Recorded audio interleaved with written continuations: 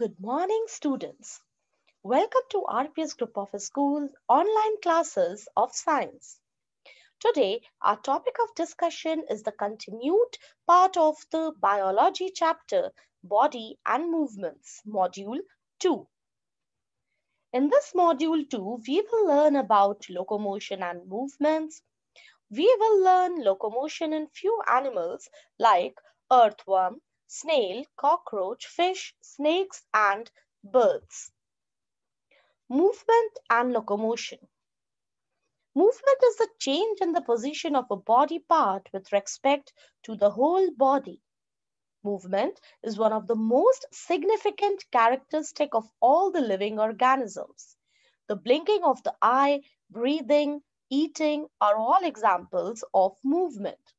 So, we can say that every second, some or the other part of our body exhibits some kind of movements. The movement which leads to a change in the place or position is called locomotion.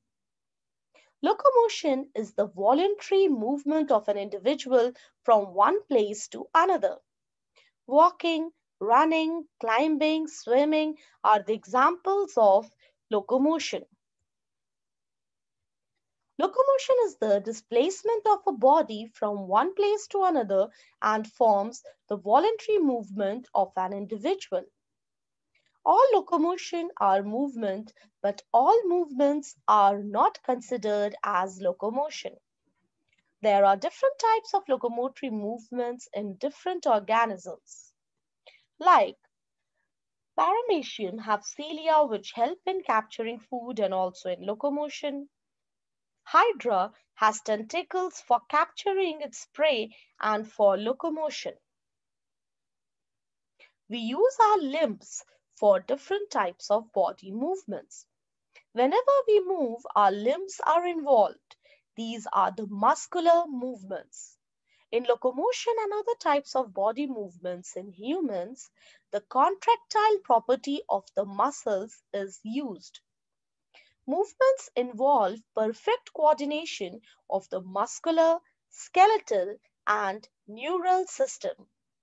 There are a variety of muscles and joints which are involved in movements. Let's study the locomotion in earthworms.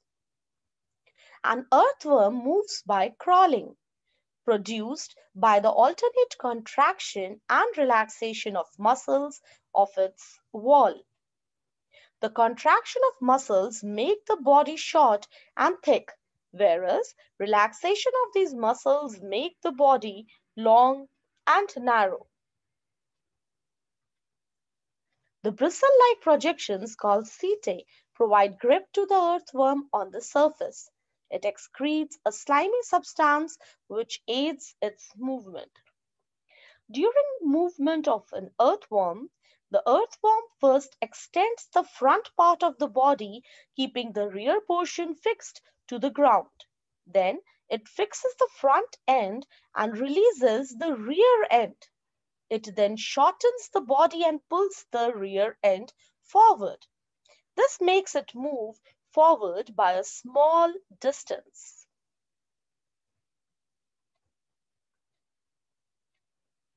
Locomotion in snails. The snail moves by creeping its body. The snail creeps slowly by the contraction of the strong foot muscles. The glands present in the foot secretes a slimy substance which aids its movement.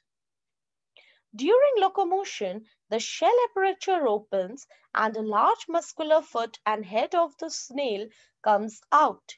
The gland in the foot secrete a slippery substance. The body of a snail is enclosed in a calcareous shell which is made up of calcium. Locomotion in cockroach. Cockroach can fly as well as walk, run or climb because it has two pairs of wings and for flying and three pairs of legs for walking and running. The ends of legs have claws and adhesive pads which help cockroach to climb and walk on vertical surfaces. The first pair of the leg pulls the body forward and the third pair of the legs pushes the body from behind. The claws and adhesive pads help the cockroach to climb. The two pairs of wings attached to the thorax of a cockroach help in flying. The hind wings move up and down by the action of flight muscles attached to them. The forewings do not beat, they are held at right angles to the body. Let's find out the locomotion in fish. Fishes are aquatic animals and move in water by swimming. The body of the fish is streamlined in shape, which offers least resistance while swimming. The skeleton of the fish is covered with strong muscles. During swimming, muscles make the front part of the body curve to one side and the tail part swings towards the opposite side. The fish forms a curve, then quickly the body and tail curve to the other side. This makes a jerk and pushes the body forward. A series of such jerks make the fish swim ahead. The pectoral and pelvic fins push up and down. They also help the fish turn and stop.